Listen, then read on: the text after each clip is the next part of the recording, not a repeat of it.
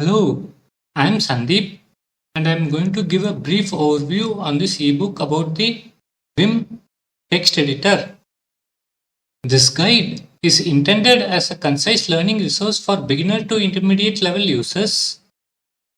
Feel free to skim some sections, practice the commands multiple times to build your muscle memory. Building a cheat sheet is highly recommended. What I like most about Vim is it is lightweight and fast. Modal editing helps me to think logically. I can compose commands and record them for future use. Highly customizable, and I can use shell commands from within Vim.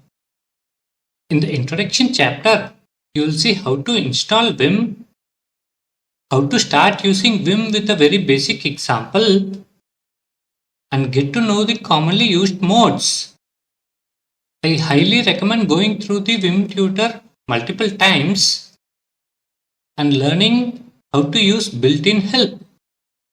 After introduction, 4 chapters are dedicated for modes: insert mode, normal mode, command line mode, and visual mode.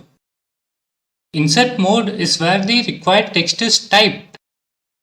You can also use handy features like deleting, auto completion, executing normal mode commands, and indenting.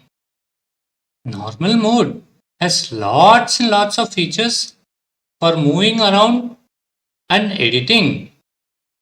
You can perform cut, copy, paste, undo, redo, replacing characters, repeating a change, character and word motions, text object motions, context editing, and so on. Command line mode is used to perform file level operations like save, quit, working with buffers and tabs, changing your settings, search and replace, executing shell commands, and so on. In visual mode, you first select text and then operate on them. Next, you learn about regular expressions. Examples are provided to help you understand syntax and features step by step. Macros are one of the most powerful features of Vim. Again, plenty of examples are provided to help you get comfortable. Vim is highly customizable. You will learn about vimrc, defaults.vim, how to use settings, custom mappings, installing third-party packages, and so on. And finally, you will learn about some of the command line options you can use while launching Vim, like opening in different tabs and splits, restricted modes, and executing commands.